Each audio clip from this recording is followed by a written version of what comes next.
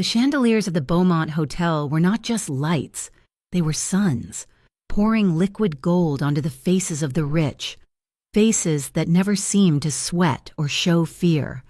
I stood near the Grand Terrace, the Midtown Manhattan skyline glittering behind the glass, feeling the vibration of 100 expensive conversations. I, Nora Russo, was in an emerald silk dress that had cost me 2 weeks of careful saving. My hands, however, were shaking. The silk against my palms felt slippery, cold. It was because of him, Ethan Ward, my ex. He was across the ballroom, standing near the string quartet, holding a champagne flute. He was not drinking from it, and he was just looking at me. His stare was a physical thing, a heavy hand pressing down on my shoulders, a reminder that he believed he owned my past. He was the master of gaslighting, the man who could make you apologize for his own cruelty. I should have felt victorious. I had just 3 days ago accepted the position of head of social impact partnerships at Valerius Holdings. It was a job that felt impossible, a lifeline. Valerius Holdings was a giant, an investment and logistics behemoth with a reputation as clean as its steel tower headquarters, and just as many whispers about its foundations, rumors of an Italian-American mafia heritage of old blood and old money, clung to the name like shadows. My new role was to build light, to make their philanthropic arm transparent. Now, all I felt was the chill of Ethan's gaze. I could not breathe. I needed an escape, a shield. I took a step back, my heel hitting the polished marble base of a decorative pillar. Beside me, near the terrace doors, stood a man.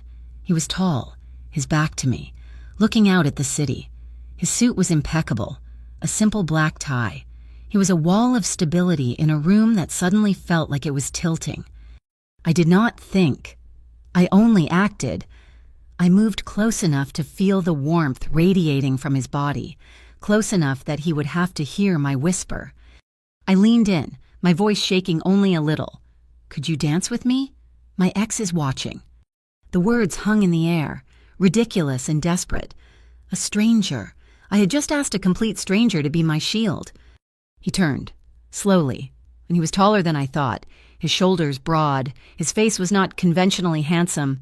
It was something more structured. His eyes, dark in the golden light, met mine. There was no surprise in them, no hesitation. He simply looked at me, taking in the emerald dress, the shaking hands, the plea. He did not ask questions. He did not smile. He just extended his right hand, palm up, an invitation. I placed my trembling fingers in his. His grip was firm, his skin warm. At that exact moment, the orchestra shifted. The lively chatter of the quartet faded, replaced by the smooth, confident swell of a foxtrot. It was almost comical timing. He led me onto the dance floor, his hand finding the small of my back, a solid, respectful pressure. We began to move. I am not a great dancer, but he led with such quiet authority that my feet seemed to know where to go. The panic in my chest began to subside, replaced by a new awareness, the scent of him. It was not the heavy cologne that filled the rest of the ballroom. It was clean, like cedar wood and a faint, distant wisp of smoke. His rhythm was the only thing that mattered, his steady steps anchoring my panic. 1, 2, 3, 1, 2, 3, Wanchgenki. I let myself focus on that, on the solid line of his jaw, the way he moved. I chanced to look over his shoulder. Ethan was still watching, his handsome face now tightened into a mask of displeasure. And he was not alone. Standing with him, her silver hair coiled in an elegant chignon, was a woman I recognized only from whispers and grainy online photos, Bianca Caruso. They called her the godmother of the art world, the fixer of the A-list, and, in darker circles, the banker for the underworld. She was supposed to be a myth. She was real. She was nodding at something Ethan was saying, her expression placid, a diamond necklace glittering at her throat, a line of connection, cold and bright, flashed between them. And in that instant, I knew my trouble with Ethan was no longer just about the past. It was about my future. He is not worth your attention." The voice of the stranger pulled me back. It was low, a rumble I felt more than heard through the hand on my back. He had not taken his eyes off me. "My name is James," he said. "Just James." His gaze was too calm. He was not a guest caught up in a drama. He was an observer, someone who understood the room's currents. I saw the flash of a camera from the press balcony. Then another. The paparazzi were here, capturing the mingling of new money and old blood. James seemed to notice them. He drew me a fraction closer, his head dipping toward mine. "Look at me," he commanded, his voice soft but absolute. "Do not look at him." I obeyed. I held his gaze, finding an unexpected stillness there. We danced. We did not talk.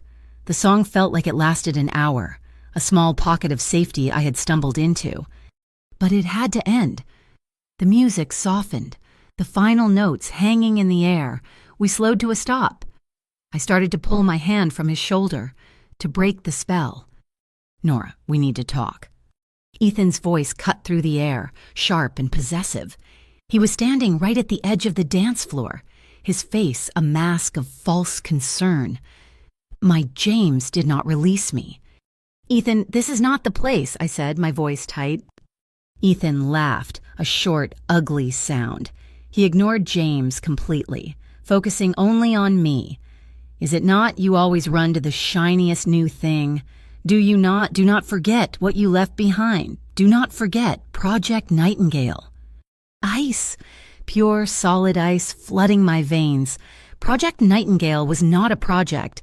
It was a code name, a file I had worked on at my old agency, a file that had irregularities, a file that had vanished right before I resigned. He was not just threatening me.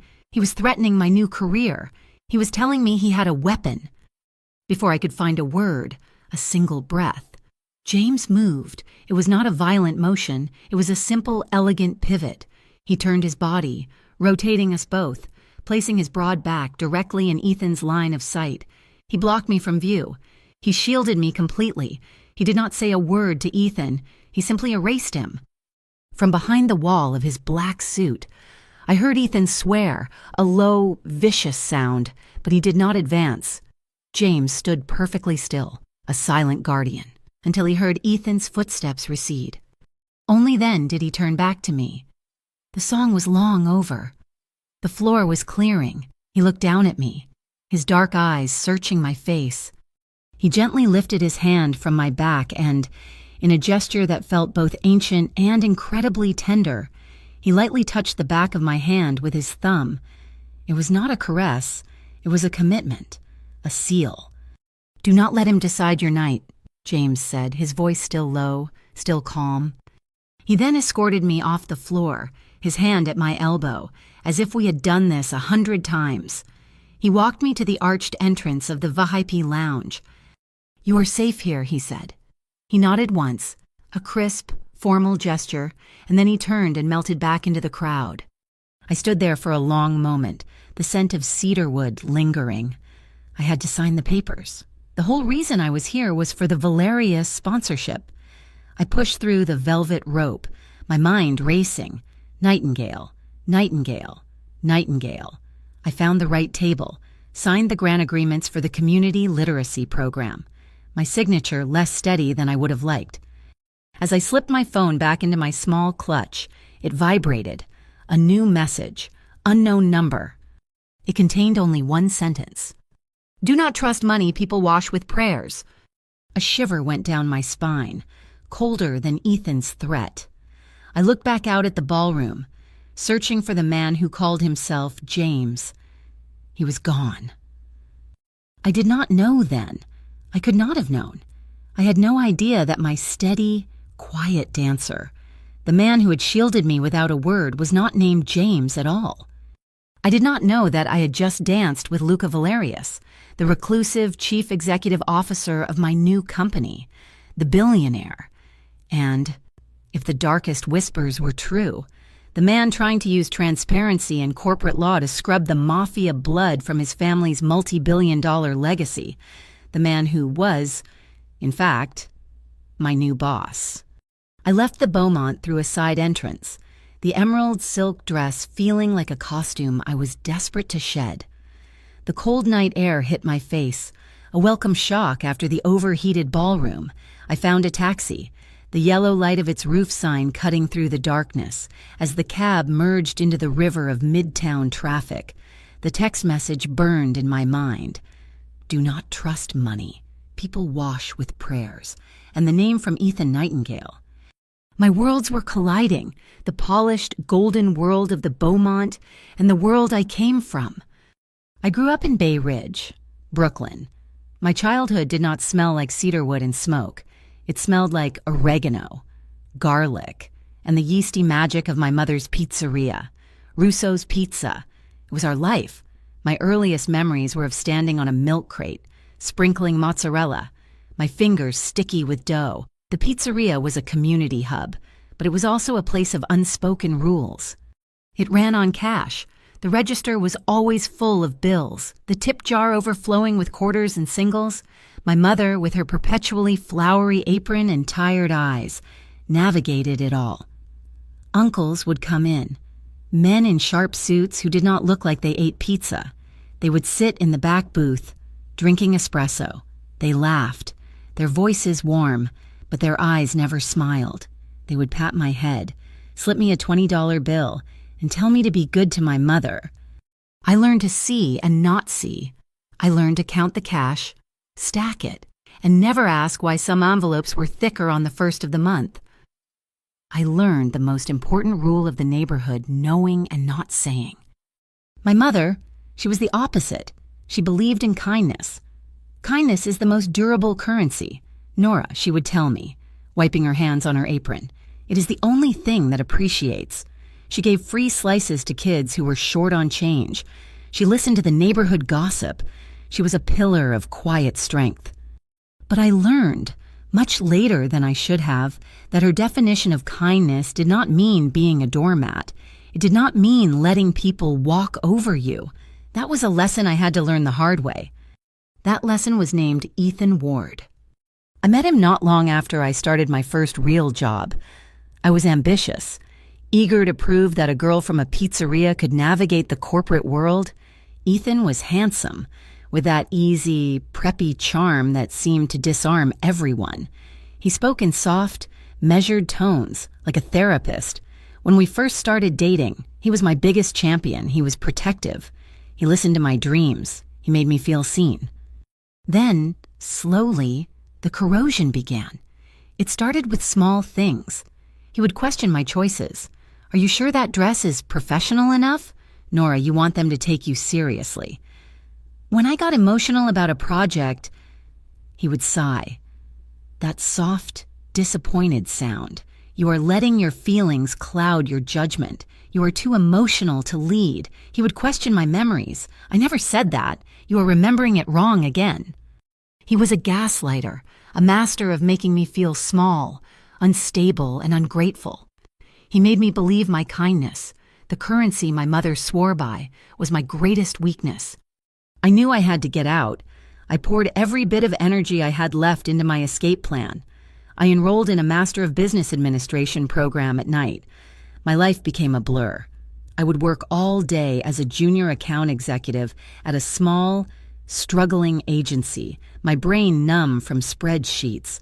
At 5:30 post-meridium, I would run to the R train, scarfing down cup noodles for dinner, the hot, salty broth tasting like desperation.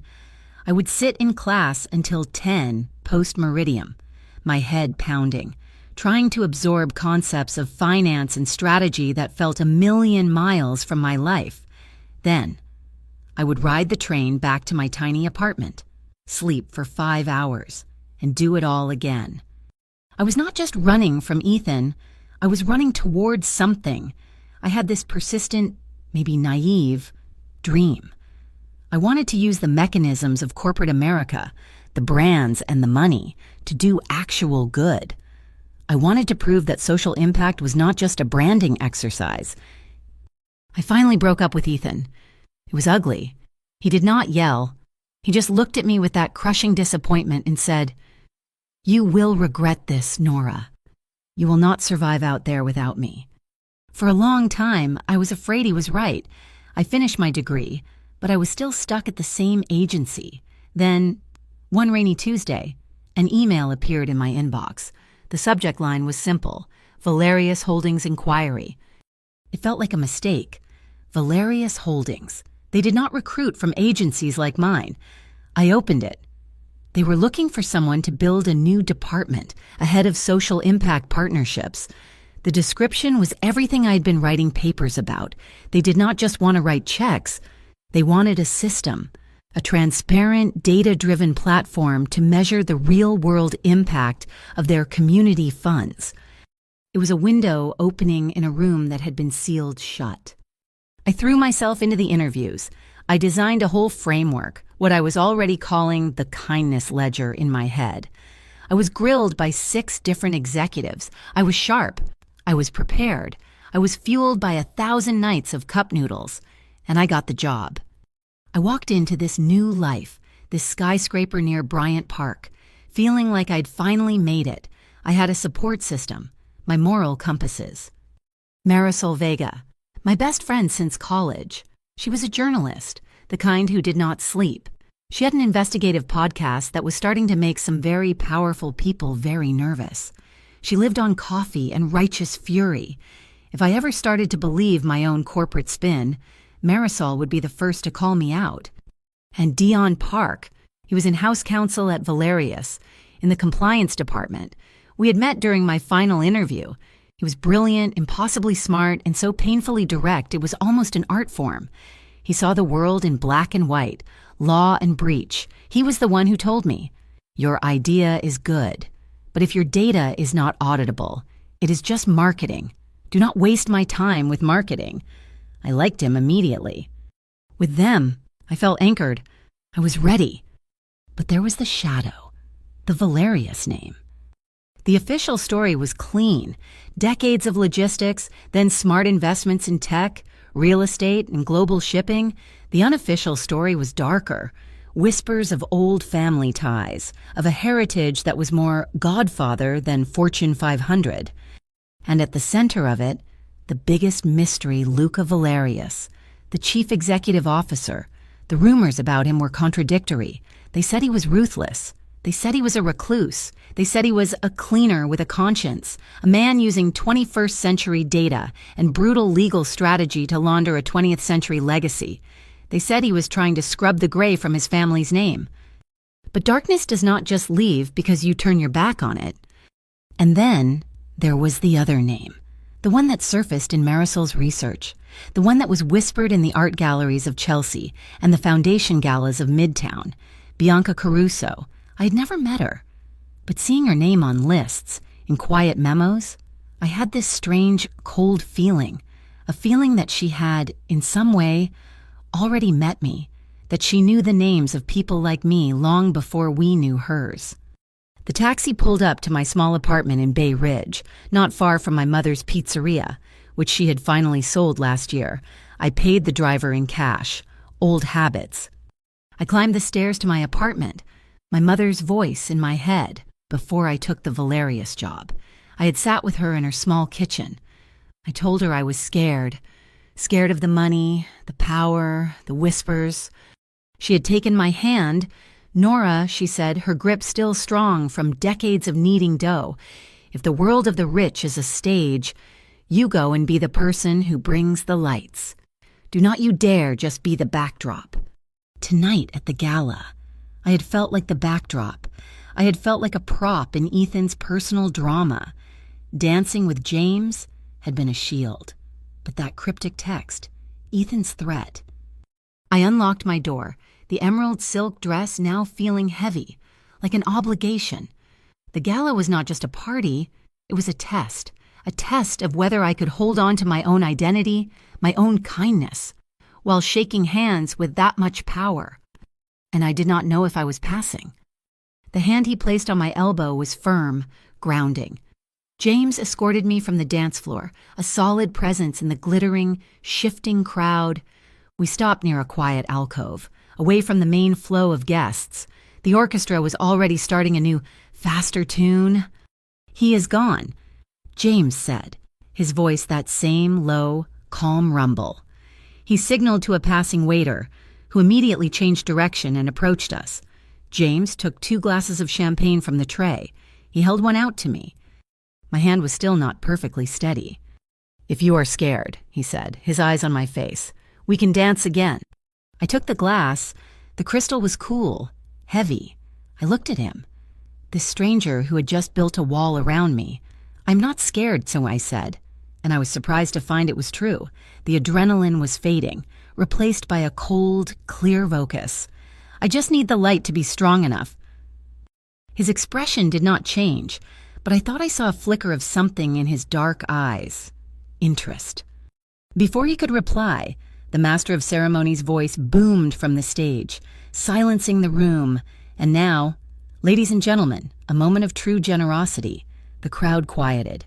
We are overjoyed to announce an extraordinary, anonymous donation of $5 million to the new pediatric wing. A wave of appreciative applause filled the ballroom. People turned to their neighbors, whispering. I heard the name murmured from a table nearby. Valerius, it must be Valerius. My new employer, my new mission. My mind flashed to the prospectus I had spent the last 72 hours perfecting, the kindness ledger. My plan to take donations just like this one and make them utterly transparent, tracking their impact in real time, from the bank transfer to the heartbeat monitor. This was why I was here. This was the light I was meant to bring. I took a sip of champagne. It was dry, sharp. James was watching me, but he was no longer looking at me. He was scanning the room, his gaze resting for a moment on the press balcony, then on a side exit. He was a man who measured his surroundings. I started, needing to get away, to clear my head. "Excuse me," he said at the same time. He gave a slight, formal nod. "Enjoy your evening, Nora." He had used my name. I had not told it to him. I must have registered the shock on my face, because he added, "Ethan said it." Of course. He had been listening. He had been present in a way I was not used to. He turned and was gone, absorbed by a small group of older men in tuxedos, all of whom seemed to straighten just a little as he approached. I set my barely touched glass down. I needed air. I needed a mirror. I needed to check that the girl from Bay Ridge was still under the emerald silk.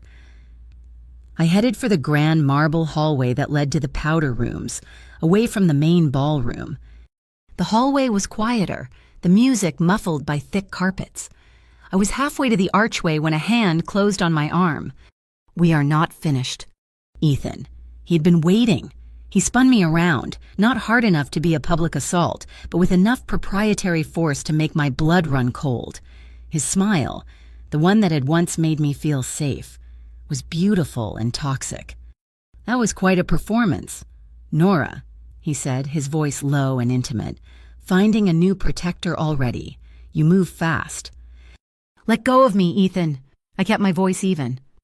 "Or what you will have your new friend stop me." He laughed, and the sound skittered down my spine. "I see you are fitting right in. Valerius Holdings, big league. They must not know about your creative accounting."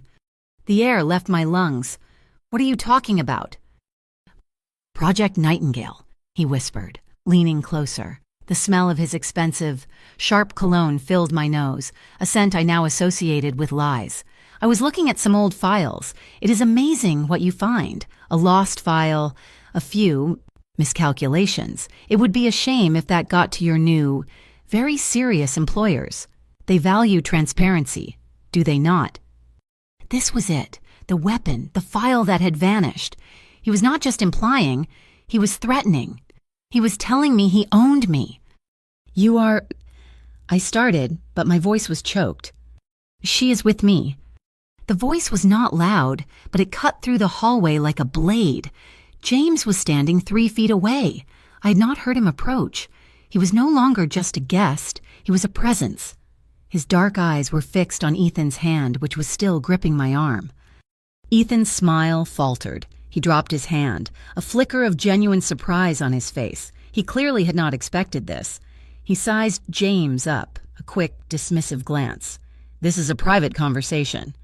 "It appears to be over," James said. He did not move, did not raise his voice. He just stood there, an immovable object. I realized in that moment he was not a lost guest. He was not just another man in a suit. He belonged to this world, to this stage. In a way, I did not. In a way, Ethan, for all his bluster, did not. Ethan, for the first time, looked uncertain. He looked from James to me. His mask of concern slipped back into place, but this time it was laced with pure venom. He directed his final words at me. "He's not the kind of man you bring your faith to. Nora, you're in over your head." I found my voice. It was shaking, but it was mine. "Faith," I said, looking straight at Ethan, "is not something you get to define." Ethan's face tightened. He gave a short, bitter laugh, adjusted his cuffs, and stalked away, back toward the ballroom. I was left in the hallway with James. I was breathing fast. "Are you all right?" he asked. "Yes, thank you, again." My phone vibrated in my clutch. I pulled it out, needing the distraction. A voice memo from Marisol. I angled the phone to my ear, hitting play. Her voice was a fast, urgent whisper, the sound of street traffic behind her. "Nora, listen, I am deep in this thing. The money laundering. It is not just real estate. It is high-end art. They are washing millions through auctions. And I have a name that keeps coming up, a name that is connected to everything. The Caruso Gallery. Bianca Caruso. Be careful. Nora, this is old, ugly money." I clicked the phone off. My blood felt like slush. Bianca Caruso, the woman talking to Ethan, the woman I had seen from the dance floor. I looked up at James. He was watching me, his expression unreadable. He had protected me twice. He was calm, powerful, and utterly unknown.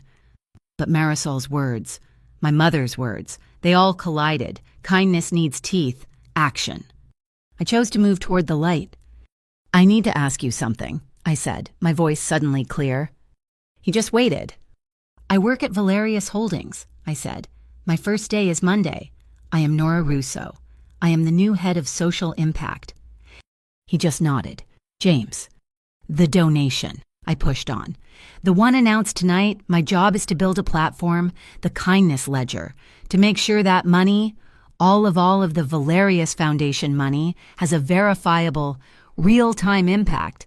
No more black boxes, just results." I watched his face. Nothing.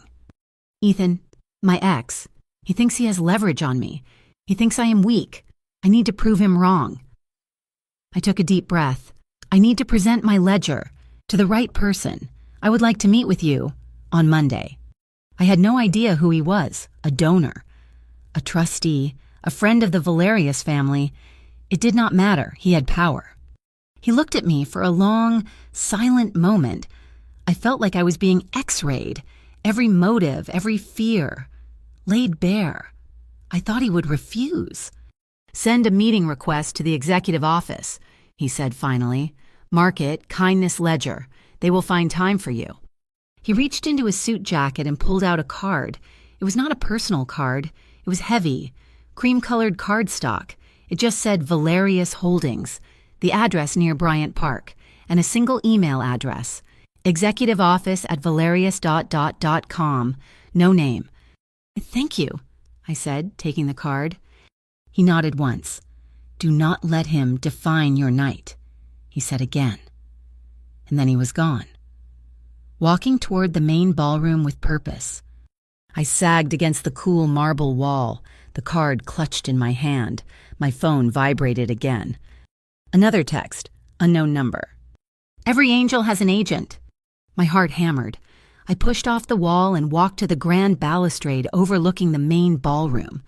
I looked down at the sea of black ties and jewels. My eyes found her. Bianca Caruso. She was standing near the terrace doors, watching the crowd, as if she felt my gaze. She slowly turned her head and looked right up at me. She did not smile. She just held my gaze. I was no longer an observer. I was in the game.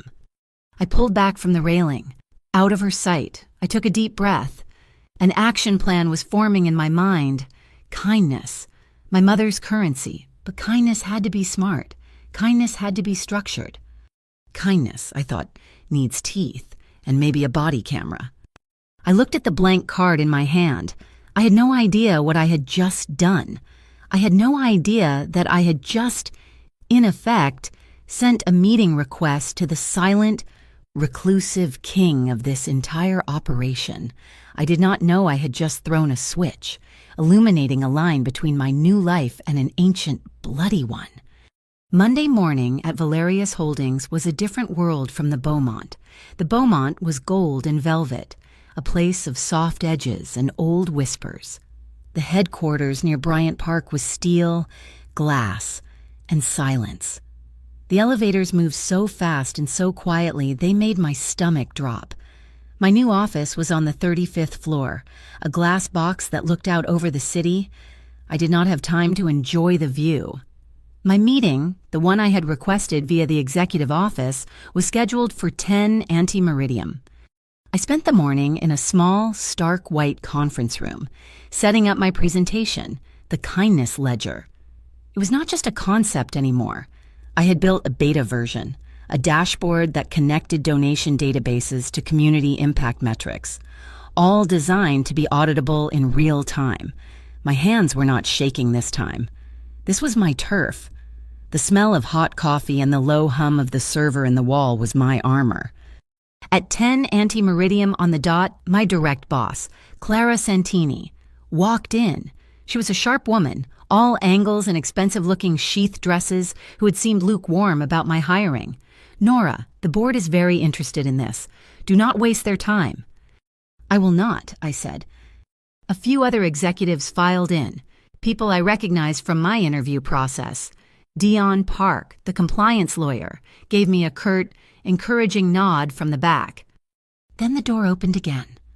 My breath stopped. It was him, the man from the gala, my dancer. James. He was not in a tuxedo now. He was in a dark gray suit that was so perfectly tailored it looked like it had been constructed on him. He walked to the head of the table, and everyone in the room, Clara, the executives, they all sat up straighter. They all looked at him. Clara, her voice suddenly much warmer, said, "Good morning, Mr. Valerius." Mr. Valerius, Luca Valerius, the chief executive officer, the recluse, the cleaner, my boss. He did not look at me, not at first. He sat down, opened a sleek, impossibly thin laptop, and said to the room, "Let's begin, Miss Russo." My blood was roaring in my ears. He knew who I was at the gala, and he knew I worked for him when I asked for the dance. He knew when he shielded me from Ethan. He knew when I asked for this meeting. A wave of heat, pure, unadulterated humiliation washed over me. I had asked my new billionaire mafia boss to dance because my ex was watching. I looked at his profile, the strong line of his jaw, the utter calm. He was waiting. I had two choices. I could crumble, or I could be the head of social impact partnerships. I chose the latter. I clicked the first slide. "Good morning," I said, my voice as steady as I could make it. "My name is Nora Russo, and I'm here to propose that kindness, without accountability, is just marketing. We are going to build the accountability."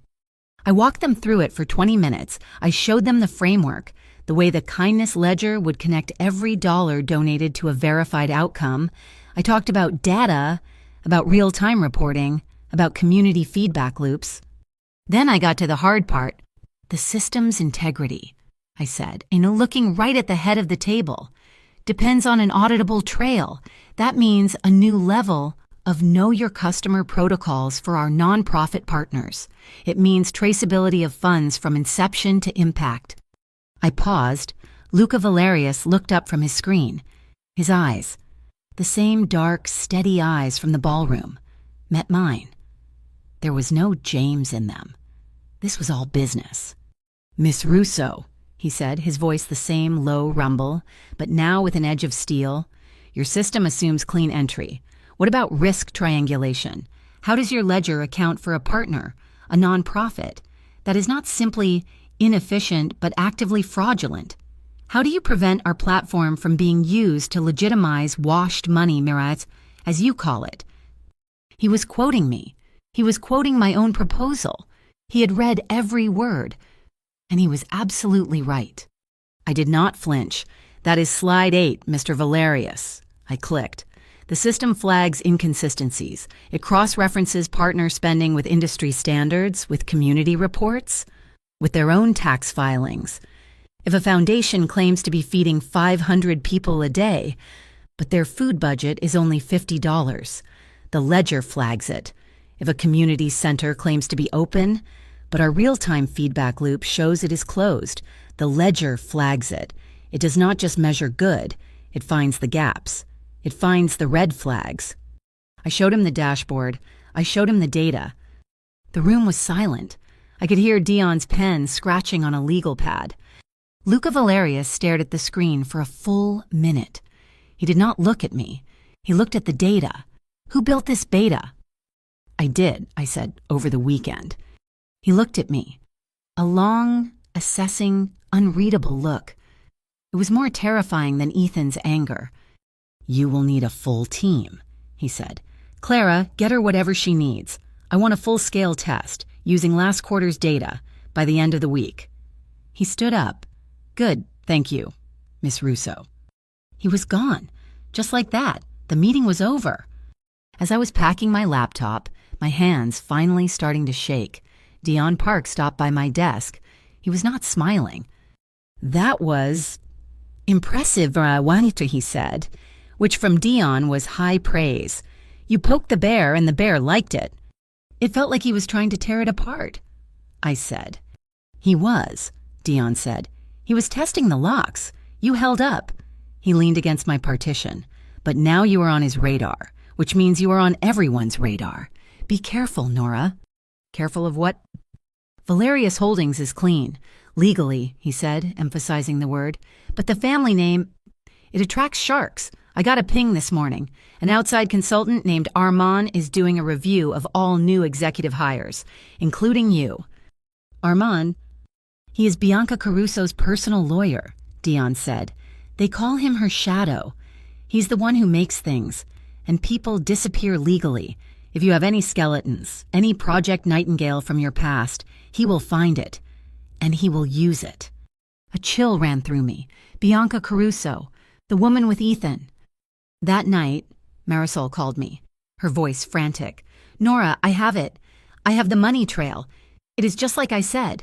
The Caruso Gallery, they buy art at inflated prices from a shell foundation, which then donates a fraction of the money to a community fund, and it all gets written off. And guess who sits on the board of that shell foundation? Who? A man named Walter Crane, she said.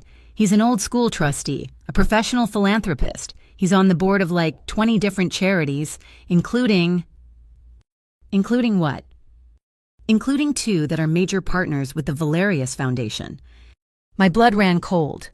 The next day, I saw Clara, my boss, walking out of a bar near the office, a classic, dark wood steakhouse, and laughing with her, his hand on her arm in that easy, proprietary way, was Ethan Ward. They looked very, very comfortable. My internal radar, the one I had built in Bay Ridge, was not just pinging, it was screaming. Then, 2 days later, the invitation came. A heavy, cream cardstock, just like the one Luca Valerius had given me. An invitation for coffee, from Bianca Caruso. We met at a private club in the Upper East Side. She was smaller in person, elegant, her silver hair perfect. She smelled like old money and expensive perfume. Nora, she said, smiling, her eyes not smiling at all. I'm so glad we could do this. I heard about your presentation. So bright. It is a functional tool, I said, sipping water. Of course, she laughed, a sound like tiny bells. But transparency, my dear, is an art, not a science, and sometimes, in the rush to be so open, we create bottlenecks. We slow down the good work. I see it as quality control, I said. Of course, she leaned in. Listen, the holiday season is coming. It is the biggest giving season of the year. I have some friendly donors, very generous. They want to contribute to the Valerius funds, but they are private. They do not like the new Know Your Customer rules. They feel they are invasive. Our compliance is not optional, I said. I am not talking about optional, she said smoothly. I'm talking about an expedited path for friends, for the greater good. Add their contributions. We can skip a few of the more tedious steps just for the holidays to get the money moving. What do you say? She was asking me to compromise my ledger, to punch a hole in the very foundation of my job. I smiled, a polite, professional smile. Miss Caruso, I appreciate the offer, but from a compliance standpoint, a friendly donor and a high-risk donor are treated with the same level of due diligence. The process is the process. It is what protects the foundation, and it is what protects our partners. Bianca Caruso's smile did not waver, but her eyes went cold. A pity, she said. You're more like them than I thought. That night, I worked late, running the beta test Luca had requested. I was in the parking garage, a dark, concrete cavern that smelled like oil and exhaust, when Ethan stepped out from behind a pillar. My heart leaped into my throat. You are a hard woman to find, Nora, he said, blocking my path to the elevator. Get out of my way, Ethan. You embarrassed me, he said, his voice low and dangerous. He advanced, backing me up against a concrete support pillar. You and your new boss. You think you are safe. You think he can protect you from me. He slammed his hand against the pillar, next to my head. Ethan, back off. He leaned in, his face inches from mine, the smell of his cologne making me sick. You are in over your head. You should have taken my help. Now, you are just stupid. I was terrified, but I was also, suddenly, furious. I thought of my mother. I thought of Luca's test. I thought of Bianca's condescending smile. I am wearing a body camera, Ethan, I said, my voice as cold and dead as the concrete at my back. It is a new Valerius security policy for executives walking to their cars. It is recording audio and video, and it is streaming to a live server. So either you move, or you explain to a judge why you are assaulting me. It was a total bluff. Ethan froze. He stared at me, searching my face.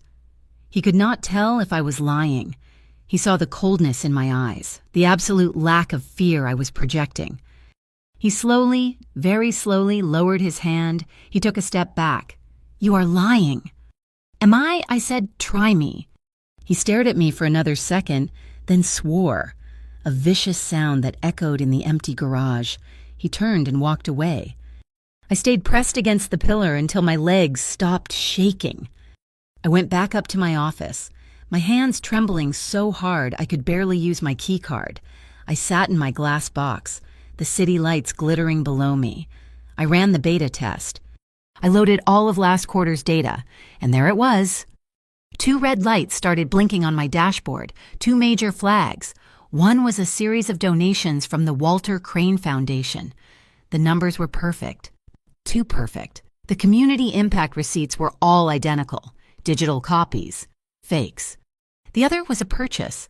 A lot of art. Bought by the Valerius Foundation for a children's hospital art program. Bought from the Caruso Gallery. The price was inflated by at least 400%. I stared at the screen. I finally had it. The connection. The proof. My phone rang. It was late, almost 11 post-meridium. The caller ID was blocked. I picked it up. Nora Russo. If you are planning to poke that nest, make sure your light has a place to stand. It was Luca Valerius. His voice was husky, tired, and unmistakable. He did not say goodbye. He just hung up. I looked at the red lights on my screen. He knew what I would find. He was not just testing my program. He was testing me. I opened my email. I created a new meeting, an internal briefing on the new Kindness Ledger audit protocols. I invited Dion Park. I invited Clara Santini. And then I added one more name to the invite list, Ethan Ward. The trap was set. The night before the presentation, Our server was attacked. A brute force, sophisticated attempt to wipe the staging data for the ledger. I got the alert at 2 a.m, a screaming alarm on my phone. I watched the logs for a few minutes, my heart pounding a familiar, sick rhythm. They were trying to erase the red flags. They were trying to erase my work. But there is a reason Ethan's gaslighting was so effective on me. I am, by nature, untrusting. I had been betrayed by data before, a small-scale sabotage at my old agency that Ethan had probably orchestrated. So I had a habit. I had a cold mirror, an offline, air-gapped, encrypted hard drive containing a complete, time-stamped snapshot of the entire beta database, taken right after I found the red flags. They were attacking a decoy. I went back to sleep. The next morning, I walked into the 40th floor conference room, the one reserved for the board. It was all glass and cold, dark wood. Dion Park was there, his face set like stone, a stack of folders by his side. Clara Santini was at the head of the table, looking nervous, avoiding my eyes. And Ethan Ward was there. He was not an employee, but he was sitting next to Clara, a guest consultant. He looked confident, relaxed, his handsome face set in an expression of polite interest. He was here to watch me fail, to make sure the server glitch had done its job. He smiled at me. A brilliant, false smile. I smiled back. I set up 2 projectors. "Good morning," I said, my voice crisp in the quiet room. "As you know, we have been testing the beta version of the Kindness Ledger. Last night, our server for the project was attacked." Clara gasped. Ethan's face showed the perfect amount of professional concern. "The data was corrupted," I continued, "which is why today we will be working from a cold mirror." Ethan's smile did not falter, but his eyes went still. "On the left," I said, clicking the remote, "you will see the corrupted live data. A mess, as you can see. On the right, this is the offline mirror I secured 72 hours ago before the attack." A new screen lit up. My dashboard, clean, functional, and active. We will be comparing the mirror's integrity against last quarter's finalized reports. For 20 minutes, I showed them the matches, line by line, dollar by dollar, the literacy programs, the community grants, the food bank logistics. Everything matched. It was a perfect, clean system. "As you can see," I said, "the system works. Every donation from last quarter is accounted for, clean and verified, except for 2. I clicked. The screen refreshed. 2 large, blinking red boxes appeared. One was the Walter Crane Foundation. The other was the Caruso Gallery art purchase.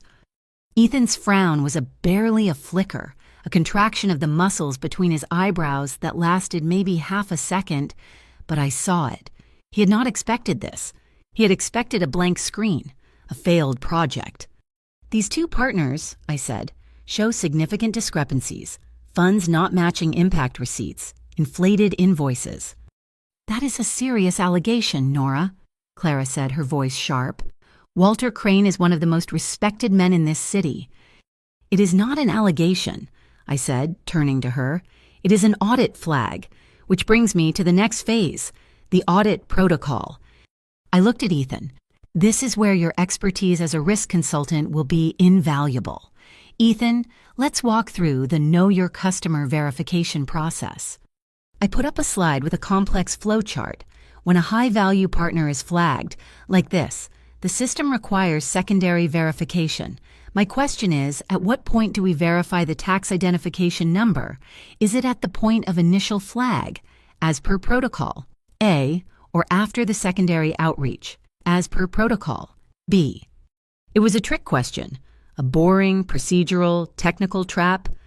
Ethan leaned forward, his voice smooth and condescending. "Nora, that is a classic rookie mistake. You never wait for secondary outreach. The moment it is flagged, you run the tax ID. You have to. It is the only way to manage the timeline." He was wrong. He was so wrong. The standard legal protocol was B. You reached out first to avoid illegal database cross-contamination. Only a criminal, someone trying to create a false trail, would use protocol A. "That is interesting," I said.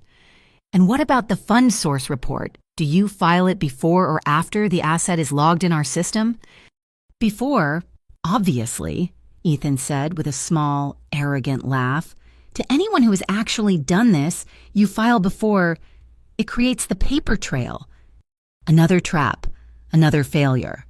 The legal requirement was to file after logging to prevent preemptive falsification. And my final question, I said, for a high-risk art purchase, like the Caruso one, how do you verify the appraisal? Do you use the gallery's appraisal or an independent one? Ethan sighed, as if explaining something very simple to a child. You use the galleries. It is the source document. It is cleaner. You use an independent one only if you find a problem. You are just creating work. Nora. The room was silent. Dion Park was looking down, writing.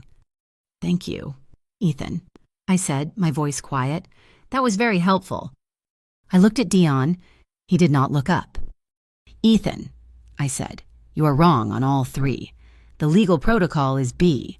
You file the fund source report after logging, and you are legally required to use a third party, independent appraisal on any art purchase over $100,000.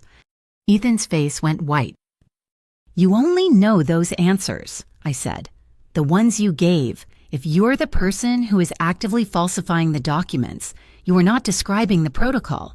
You are describing your method. Clara stood up. Nora, this is outrageous. You are accusing... But, ma'am? Please sit down, Clara, Dion said, his voice soft. He looked up.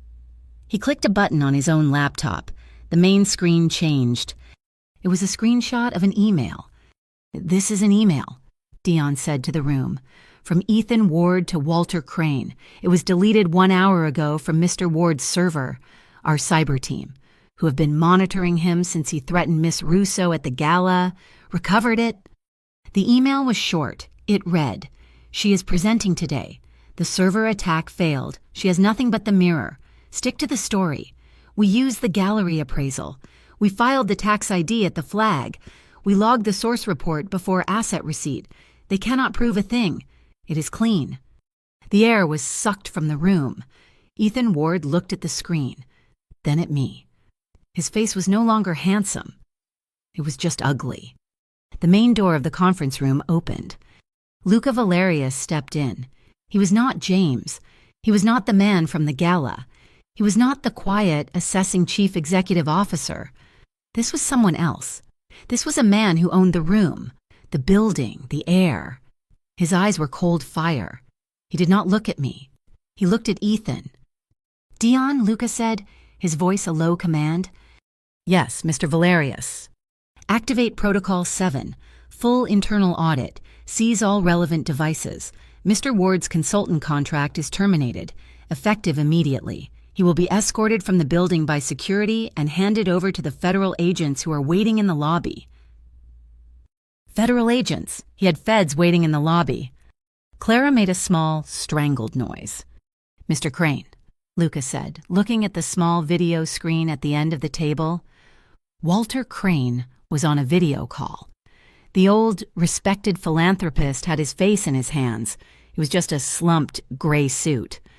The art crate from the Caruso Gallery, Luca continued. Impound it. Send it to our independent appraisers in Delaware. Miss Russo, you will coordinate. Yes, Mr. Valerius, I said. Security guards, men in dark suits who had not been there a moment before, entered the room. They walked to Ethan. Mr. Ward, please come with us. Ethan stood up. He looked at me, his eyes full of a hatred so pure it was almost a tangible thing. You, he whispered, you stupid. Get him out, Luca ordered.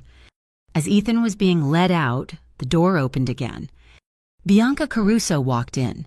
She was smiling, holding a small leather portfolio. She looked like she was arriving for a pleasant morning chat. She took in the scene, the security guards, Ethan's white face, Clara's tears, my steady gaze. Her smile did not falter. Luca, darling, she said, her voice like chimes. What a busy morning. I just came to drop off the donation list for the holiday drive. Luca just looked at her. He did not speak. She turned her gaze to me. She walked over, as if to hand me the portfolio. She stopped, very close. "Transparency," she said, her voice a low, pleasant murmur just for me. "It is such a lovely story." I did not move. I did not blink.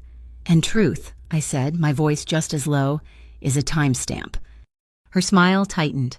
It was the first real emotion I had seen from her. She laughed, a brittle sound, and walked out of the room. It was over. The room emptied. Dion gave me a single sharp nod and left with his folders. I was alone, packing my laptop. I walked out into the empty hallway. My legs were shaking. I had won. I had used data and process and a bluff, and I had won.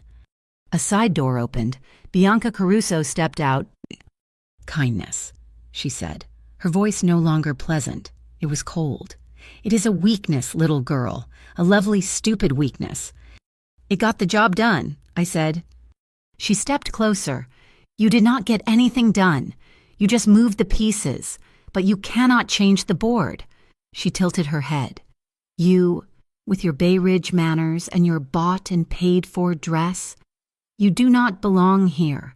Russo, a good, simple name, but it is not your name, is it?" The floor tilted. "What did you say?" "I am old. Nora, I remember the names. I remember the faces. Kindness cannot protect you from bloodlines, and you have a very, very complicated one." She smiled, a true, cold smile, and walked away, her heels clicking on the marble. I went to the nearest restroom. I leaned on the cool marble counter, staring at my own face in the mirror. My face? Nora Russo. But not Russo. I called my mother. She picked up on the third ring, the sound of the pizzeria, the old one, in the background noise of her kitchen. "Mom," I said, my voice sounding strange. "Who is Russo?" There was a long silence on the other end, a silence so heavy it felt like a stone. "Mama, it is your stepfather's name, Nora," she said, her voice very small. Your first father, your biological father, he disappeared." "Disappeared? What are you talking about?" "It was a long time ago, before you were born. Really, he was a man who did favors. For people, he was a liaison. For the Valerius family, the old generation." My blood turned to ice. What happened to him?" "He got caught in the middle," she whispered, and I could hear her crying. "There was a dispute, an argument. They said he crossed a line. He vanished. Nora, I took the Russo name. I moved to Bay Ridge. I wanted you to be safe. I wanted you to be kind." I hung up the phone. My hands were numb. I went home. I did not go to my apartment. I went to my mother's house. She was waiting for me. She had an old wooden box, a cigar box, on the kitchen table. "I kept this for you," she said, "from him." I opened it. Inside, there was a small, tarnished silver medal on a chain, St. Christopher, the patron saint of travelers. And underneath it, a photograph, faded, creased. It was from a newspaper clipping, a grainy black and white image of a street, a gunfight, a man. My father, I assumed, was pulling a small child out of the line of fire, shielding him with his own body. I looked closer. The child, he was small, dark-haired, his face turned toward the camera, his eyes, and they were his eyes. They were the eyes of the man who called himself James. They were the dark, steady, unreadable eyes of Luca Valerius. I went into my mother's small bathroom.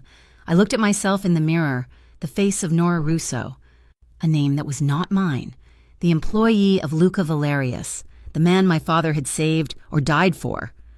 I whispered to the girl in the mirror, "Kindness has teeth." I took a deep, shuddering breath. And tonight it bit. The silence that followed the explosion was almost worse. The media, catching the scent of blood in the philanthropic waters, descended.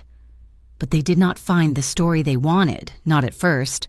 Marisol, my Marisol, moved faster. She dropped a special episode of her podcast, bypassing all the mafia gossip traps. She titled it, "Kindness is Evidence." She did not focus on Bianca or the shadows. She focused on the victims. She interviewed the parents whose children were denied treatment because of Walter Crane's misallocated hospital funds. She spoke to the artists whose careers were ruined by the Caruso Gallery's price fixing. She made the abstract numbers on my ledger bleed. It was a masterpiece of righteous, journalistic anger. The official world reacted, the district attorney's office, bolstered by Marisol's reporting and the federal agent's case, formally opened an investigation into Bianca Caruso's network. Walter Crane, faced with a lifetime in prison, began to talk. He gave them everything. He named Bianca as the sole director of the money flow. He detailed a complex network that stretched far beyond New York, hinting at Eastern European partners who were now, with this public exposure, becoming very unhappy rivals. At Valerius Holdings, the fallout was swift and cold. Clara Santini was suspended, pending a full internal investigation into her conflicts of interest. Her office was dark, her name already removed from the internal directory, and I was summoned, not to a conference room, but to the 40th floor, to his office. Luca Valerius was not sitting behind his massive desk.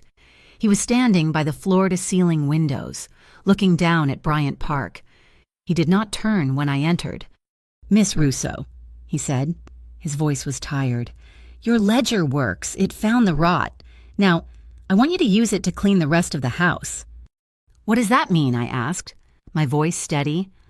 "It means you are no longer just head of social impact partnerships. That is a title. I am giving you a task.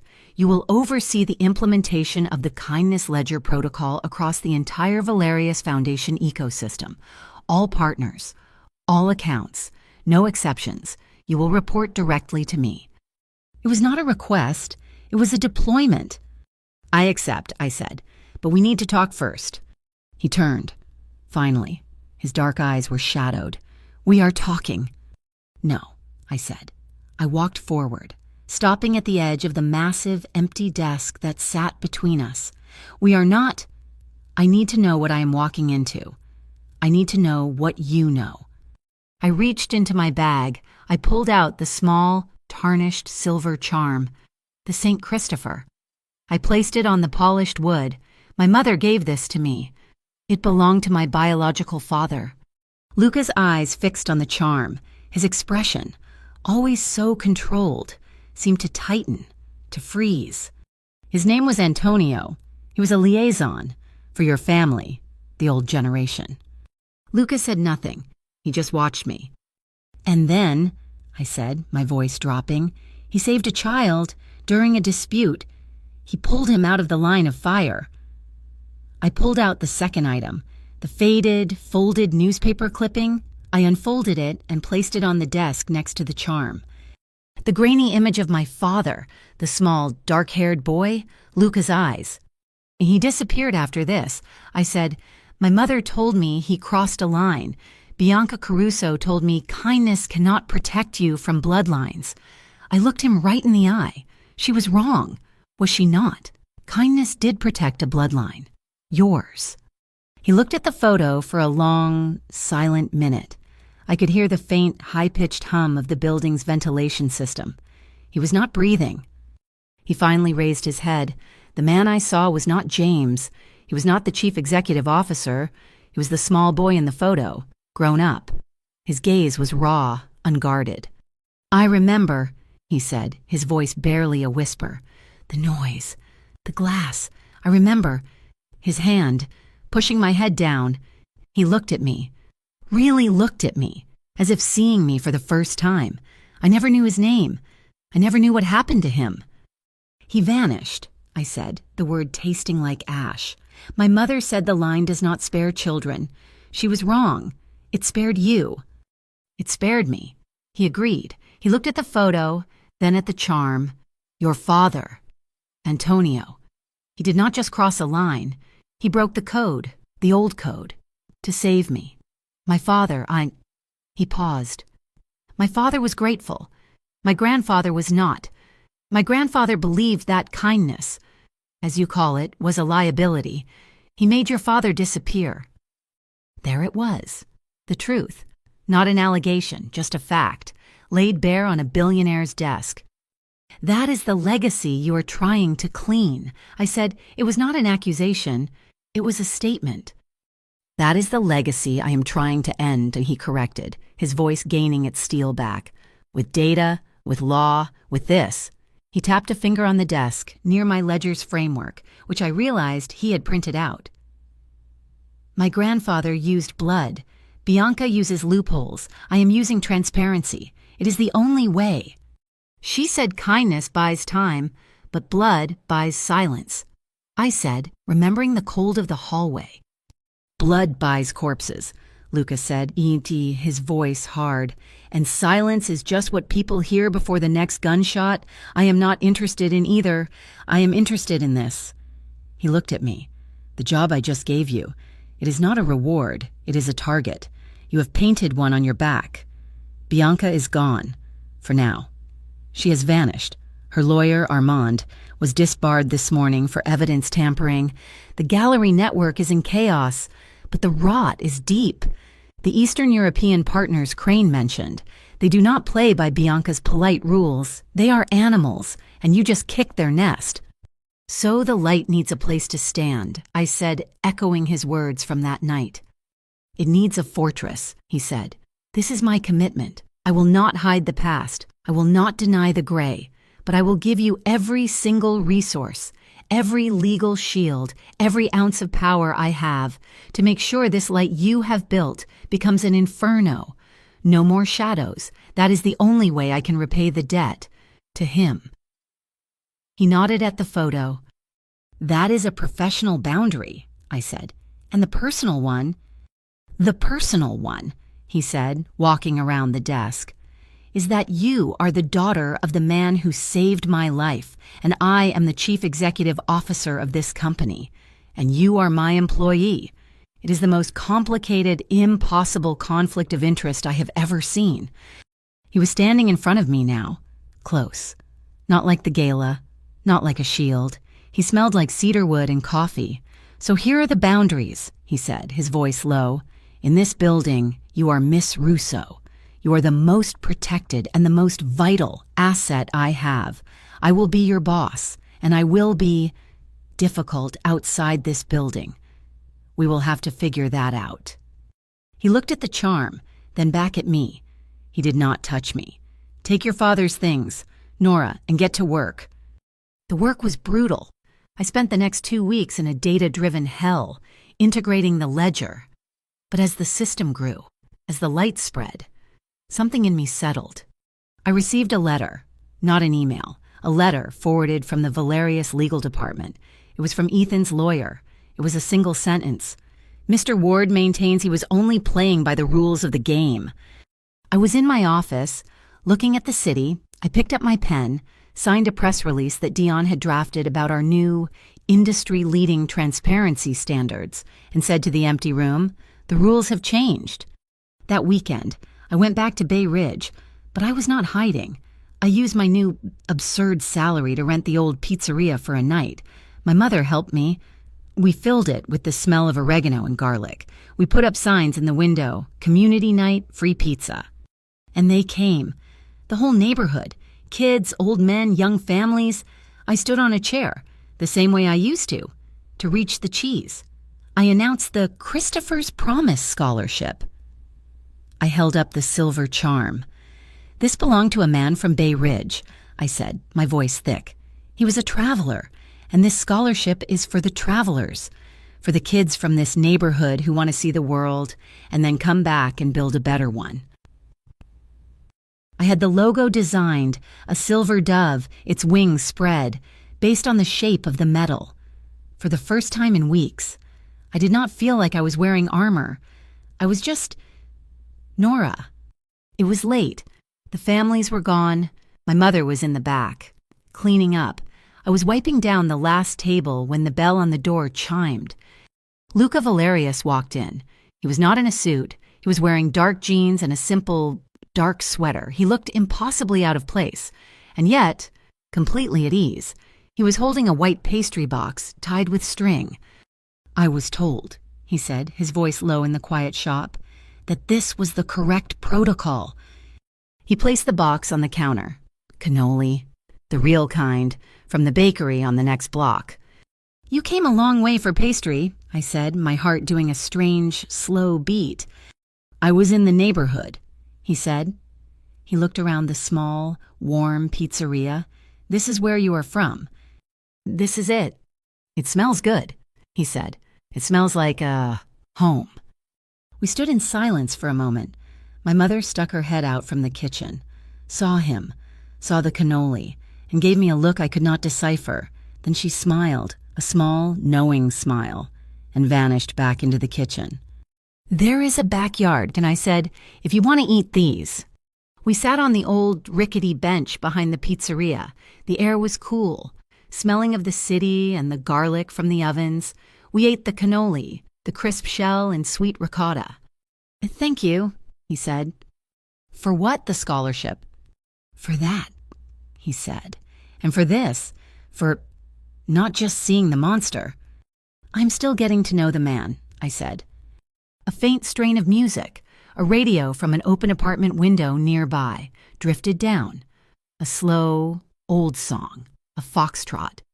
I laughed, a small, real laugh. He stood up. He did not say a word. He just held out his hand, palm up, the same way he had at the gala. This time my hand was not shaking. I placed it in his... He drew me up, his other hand finding my waist, and we danced, slowly. On the cracked concrete of a pizzeria backyard in Bay Ridge, there were no chandeliers, no paparazzi, no ex-boyfriends. No one was watching. There was no pretense. It was not, I knew, a permanent piece. The postcard that had arrived at my office that week, with no return address, proved that. It was a picture of an old, dark cathedral. On the back, one line in sharp, block letters. "Kindness buys time. Blood buys silence." Bianca or her friends were still out there. The shadows were still long. But as I moved with Luca, his hand warm on my back, I felt it. We had not banished the darkness, but we had built a structure.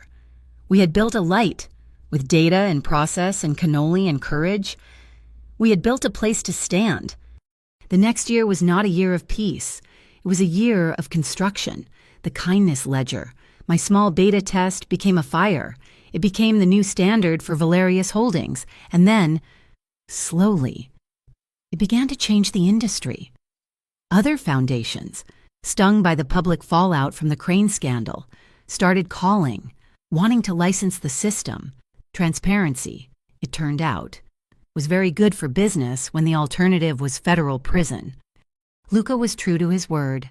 He announced at a press conference, with me standing beside him, that Valerius Holdings was committing 1% of its total equity, not just its profits, to an independently governed community fund. The fund would be managed in its entirety, using the kindness ledger. It was a move that shocked the financial world and made our stock climb 9 points. The ripples spread. Marisol's podcast, Kindness is Evidence, won a major journalism award. She accepted it, live streaming from her messy apartment, and dedicated it to the victims of polite theft. She was a star now, but she still lived on bad coffee and righteous fury. Dion Park, with a quiet grant from the New Independent Fund, started a pro bono legal clinic. He did not do it in Midtown. He opened it in a small storefront in the Bronx, specializing in helping victims of charitable fraud and nonprofit scams. He was, I gathered, terrifyingly effective. And in Bay Ridge, on the same block as the old pizzeria, ground was broken for the new Christopher's Promise Children's Library. My mother was on the board. She was in charge of the storytelling hour. My title changed. I was no longer a head of... I wrote my own job description. I proposed it to Luca in a tense 2-hour meeting where he tore apart every line. I defended every line. I was promoted to Chief Impact Officer, a new C-suite position. I reported, as he had promised, directly to the chief executive officer. Our meetings were professional. They were precise.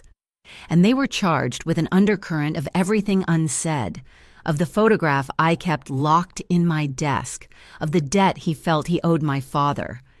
A year passed, and then it was gala season again. I stood on the same terrace at the Beaumont Hotel. The same chandeliers were pouring the same liquid gold onto a new crowd of rich faces. I was not in Saved for Silk. I was in a custom-made dark blue velvet gown that felt like armor and a whisper at the same time. I was not shaking. I was not looking for an escape. I was here as a keynote speaker. I finished my speech, a short, sharp piece on the algebra of accountability. I walked off the stage to a wave of solid, respectful applause. I felt him before I saw him. The crowd parted, just a little, the way it always did around him. Luca Valerius. He had been standing at the back of the ballroom, watching. He walked toward me. He was in a tuxedo, the same as that first night. But he was not a stranger. He was not James. He was my boss. He was my partner in this strange, bright war. He was the boy my father had saved. He stopped in front of me. He looked at me, his dark eyes holding mine, and for a second, the entire noisy, glittering ballroom just faded. "Nora," he said. His voice was low, for me alone. "They are playing our song." I listened. The orchestra, with that same perfect, terrible timing, was striking up a slow, classic foxtrot. He held out his hand, palm up. An invitation. I smiled, a real smile, one that reached my eyes. I placed my hand in his. He led me onto the floor. He drew me in, his hand finding the small of my back, a familiar, solid warmth. We began to move. "It is different this time," he murmured, his breath stirring my hair. "It is," I agreed. I leaned in, my lips brushing the shell of his ear, and I whispered the words back to him, the words that had started it all. "Could you dance with me?" He tensed, just a fraction. I pulled back just enough to see his face. "Not," I continued, my voice just for him, "because my ex is watching, but because I am." I was watching him, and I wanted to. His gaze softened, the control, the iron that he held in every meeting, it just dissolved. The corner of his mouth tilted in a small, rare, devastating smile. "In that case, Miss Russo, I thought you would never ask." "We did not talk. We just danced. We did not need to." I had a secret, a kind one. The newspaper clipping, the one my mother had given me, was old, creased, and faded. I had sent it to a specialist, a digital restorer, telling them I just wanted to see the faces more clearly. When I got the file back, I opened it. The restoration was a miracle. The grainy dots were gone. The man, my father, Antonio, his face was clear. He was young, terrified, and determined. And the child he was shielding. His face turned to the camera. It was not just a pair of eyes. It was him, unmistakably.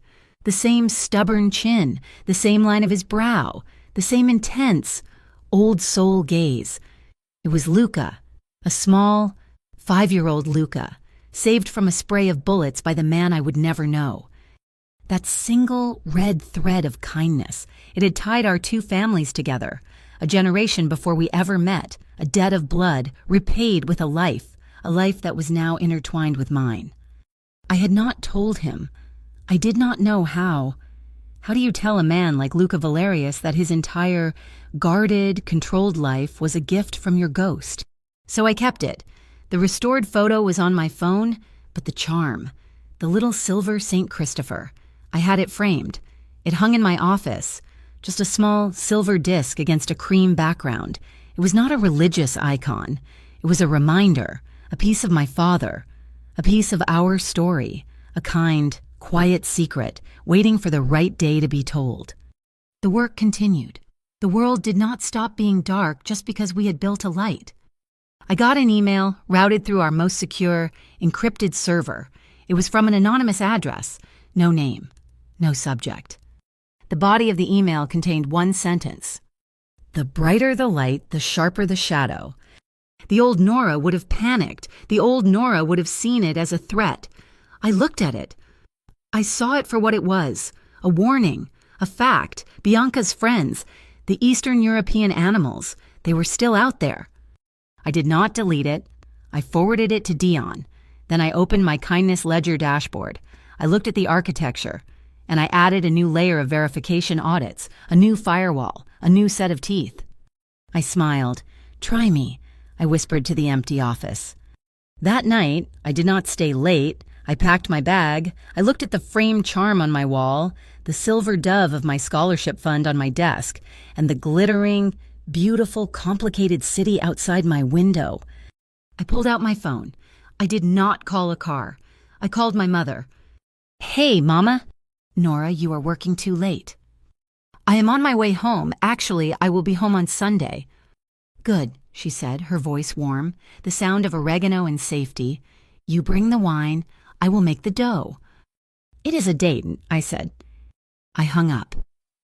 I stood for a moment, letting the peace of that simple promise settle over me. Family. It was not just the blood in your veins. It was not the name you carried. It was the people who held on to you, the people who kept you kind. I walked to the elevator, my heels clicking on the polished marble floor of the Valerius building, my building. I thought about that night, a year ago. I thought about the fear.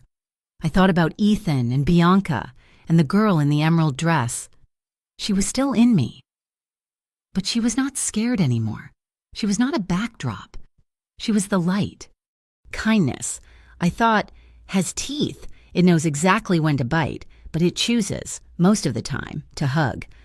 The elevator doors opened. I looked at my reflection in the polished steel. The ballroom was still out there. The dance was still waiting. But tonight, I was leading. Thank you so much for listening to my story. I am so glad to have shared it with you. I would love to know, where in the world are you listening from? Let me know in the comments so we can connect. And please share your thoughts on Nora and Luca's journey. Do not forget to subscribe to my channel, Mafia Boss Stories, like this video, and hit that hype button. It helps so much, and it means this story can be heard by so many more people. Thank you.